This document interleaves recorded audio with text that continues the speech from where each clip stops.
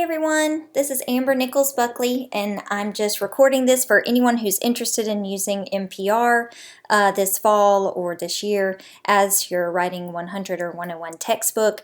This was an initiative that I took on last year that I really enjoyed, and so I'll just go through this PowerPoint, which I think will be available for you on the document library. So these are just some of the justifications I have for the pilot. I use NPR myself. That's really my mode of getting the news. I use it much more often than the New York Times, and even though I taught with the New York Times for 4 years, I kind of was ready for a change, and since NPR is what's just natural to me. That's what I wanted to use.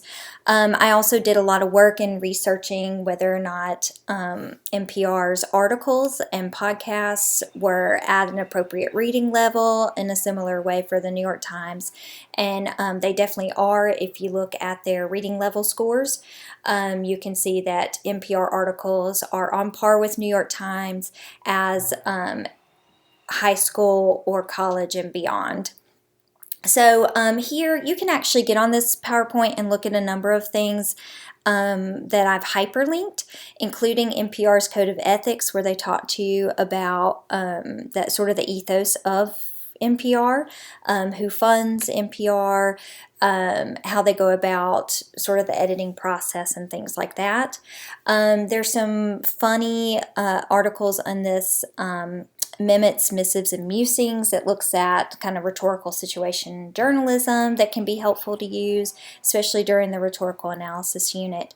And then there are a number of other things too that I just liked about NPR that you can read here, and then you can hyperlink to other articles about it as well. This is how I used it for the Desmond book from last year, from 2019 to 20. And this just kind of shows some of the daily writes that I use with the Hidden Brain Scarcity Trap and the Desmond book. I have also shared, I've started a list of some NPR resources for our new Hana Atishi book for the Common Read for summer 2020. So you can look at those too. I plan to use the Scarcity Trap. I think that it can resonate a lot with the Flint, Michigan water crisis, and also some of the ACE research that's done in the new Common Read, which is the Adverse Childhood Experiences research. So you could use the Scarcity Trap with that too. But I did a lot of work with kind of social emotional NPR resources and podcasts, and how they connected to the Common Read, and then also how they connect to the students' lives. So it's just a good way to kind of start the semester. Students are both reading about these things, but also kind of being more introspective about how they might affect them as well. For Unit 2 in analysis, I've started the last couple of years having students write reviews as opposed to a traditional rhetorical analysis essay. We use, as the common kind of text for Unit 2, we use the podcast S-Town, which is linked in as an NPR podcast, but also comes from WBZ Chicago. So you'll notice on NPR a lot of different public radio stations are, their work is highlighted as and sponsored by NPR. I love using S-Town. It's generally my students' favorite part of the semester, and I think it will also complement some of the work in the Flint, Michigan book as well. Some of my favorite things I have students do is I actually have them create podcasts that review some of the work that we're doing in class.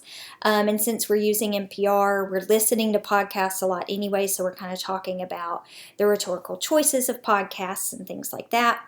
I also enjoy doing tweets with them as reviews. So like, how do you write a review about an artifact in, as many characters as a tweet? This is an example of some of the ones my students wrote. I didn't have them post them. I just posted them myself. And anyway, what's also cool is S-Town liked some of their tweets, which is neat. That's the power of social media, is you get that kind of immediate feedback. And anyway, notice here there are hyperlinked things in the presentation, so you can actually look at student samples if you're interested in some of those assignments. Unit 3, I did a two-part assignment for Unit 3, so we started with a research journey project.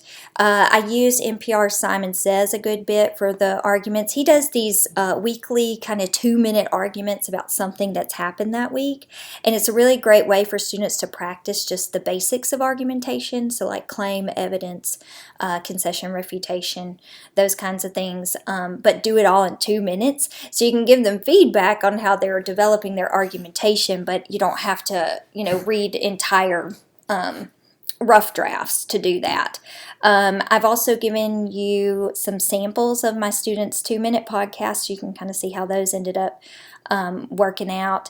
All of that was process work that ultimately led up to the paper itself, which was a formal academic argument.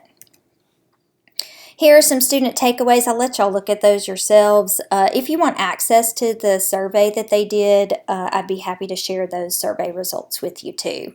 I also have included some of their comments about making podcasts, the role that NPR played in the academic work that they were doing this semester, maybe even outside of our class, and things like that.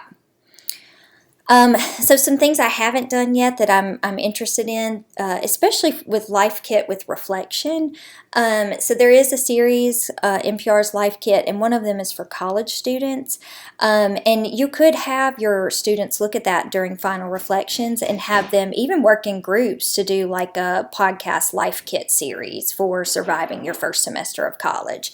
I didn't have time to do it last year. I may or may not do it this year, but that could be an interesting way to do reflections, and even maybe combine your multimodal unit with your reflections so that students are actually remixing their their reflective blog posts, their daily writes and things into a final reflective project like Life Kit, but maybe for a broader audience than just the self.